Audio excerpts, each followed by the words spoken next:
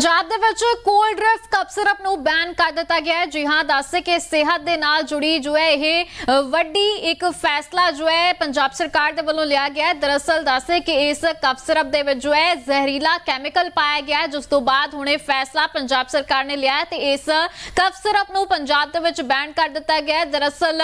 ਇਸੇ ਦਵਾਈ ਨੂੰ ਪੀਣ ਕਰਕੇ ਦੱਸਿਆ ਜਾ ਰਿਹਾ ਹੈ ਕਿ ਮੱਧ ਪ੍ਰਦੇਸ਼ ਦੇ ਵਿੱਚ ਜੋ ਹੈ ਕਈ ਬੱਚਿਆਂ ਦੀ ਮੌਤ ਹੋ ਗਈ ਸੀ, ਤਾਂ ਜਿਸ ਤੋਂ ਬਾਅਦ ਇਹ ਮਾਮਲਾ ਕਾਫੀ ਜ਼ਿਆਦਾ ਭਖ ਗਿਆ। बहुत सारे बच्चों की मौत तो बाद जो है इस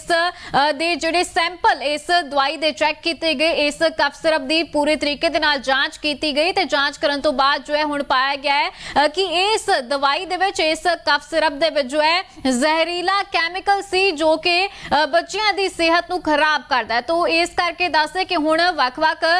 सूबियां दे विच जो है इस कप सिरप नूं बैन किया जा रहा है ते हुण पंजाब दे विच भी यह कोल्ड ड्रिफ्ट कप सिरप जिहड़ी है बैन कर ਦਿੱਤੀ गई है। इत्थे दस कि फैसला जो है सेहत विभाग के वलों लिया गया है ते यह फैसला लैंदे हुए जो है हुण इस कप सिरप नूं बैन कर दिता गया है। तो पूरी जानकारी जिहड़ी है तुहाडे नाल साझी कर दिंदे आ। दरअसल दस कि सरकारी हुक्म जिहड़े जारी किए गए ने उस दे विच कहा गया है कि मध्य प्रदेश दे विच जांच दौरान जो है यह कप सिरप जो है काफ़ी ज़्यादा खतरनाक बच्चों के लिए पाया गया है ते आदेश दे विच कहा गया कि Madhya Pradesh food and drug administration की ड्रग टेस्टिंग लैबोरेटरी ने जो है 4 अक्तूबर ਨੂੰ एक रिपोर्ट जारी की सी ते इस रिपोर्ट के अनुसार दवाई कोल्ड ड्रिफ्ट सिरप जो है वह माड़ी गुणवत्ता वाली पाई गई है, यानी कि यह बच्चों के लिए बहुत खतरनाक है। सो इस करके इस नूं हुण बैन किया जा रहा है। दरअसल तुहाडे नाल जानकारी साझी कर दिंदे कि जिहड़ी कोल्ड ड्रिफ्ट कप सिरप है यह तमिलनाडु दे विच बनाई गई है ते हुण लेकिन उत्थे भी जो है इस नूं बैन कर दिता गया ते होर भी कई सूबियां दे विच पंजाब समेत इस नूं हुण बैन किया गया। इस दे विच जहरीला कैमिकल जो है ਉਹ पाया गया जिसका नाम डाइथाइलाइन ते ग्लाइनोल दस्या जा रहा है। सो इस करके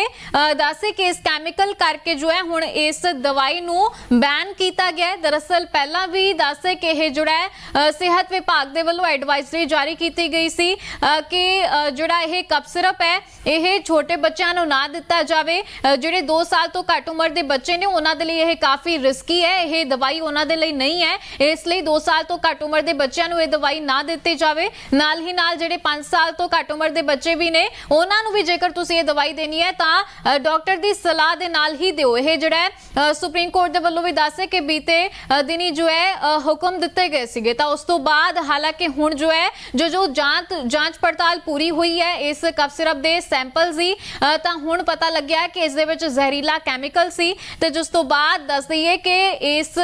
जिहड़ी सिरप नूं लैके यह वड्डा फैसला लिया गया है ते पंजाब दे विच यह सिरप जिहड़ा है वो बैन कर दिता गया है